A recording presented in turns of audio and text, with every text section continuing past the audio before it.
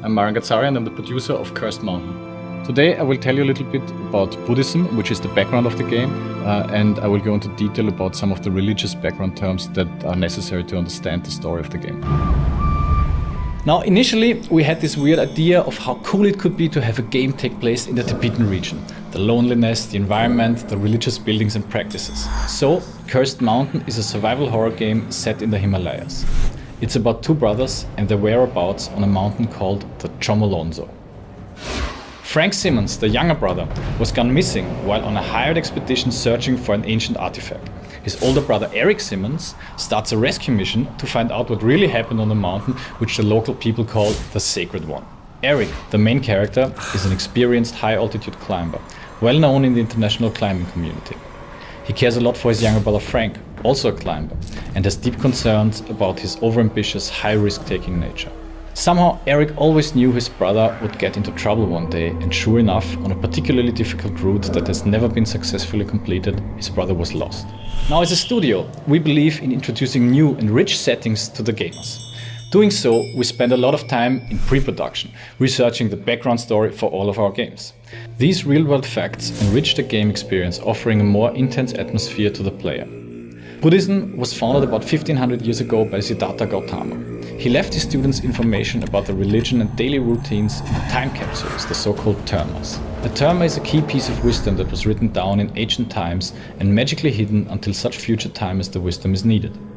Only then does the terma come again into the light. Buddhism believes in life cycles, which means every soul has to do as many life cycles as needed to reach enlightenment in order to be allowed to enter into nirvana. The information about the exact location of these termas was taught to Siddhartha's disciples in a way that they can find them again after a certain number of life iterations. At this time, chosen people start to have visions about these termas and search for them. And every 150 to 200 years, these termas are actually found in that region in real life. The inspiration for Cursed Mountain is the idea about a situation where a non-chosen and unholy person finds such a terma and uses it in a way not meant to. Another important term in Buddhism and Cursed Mountain is the bardo.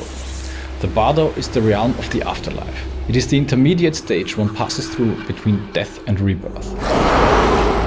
Simply speaking, in the bardo, each soul has to pass certain tests in order to find out whether it already reached enlightenment and is allowed to move on to nirvana, or if the soul has to return to another life cycle on earth. In Buddhism, mountains are personified gods, and in our case it's a goddess.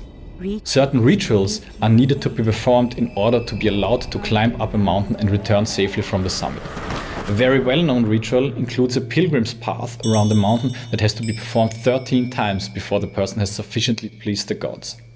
The usage of such rituals is part of Cursed Mountains, but they are not performed in a proper way in our game. That's the reason why our goddess gets very upset and spreads a curse over the region.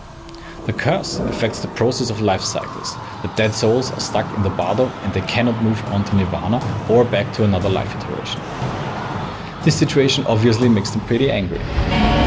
That was a first glimpse of Cursed Mountain, the storyline and the unusual things that happen in the Himalayas. There's more to come, don't miss it.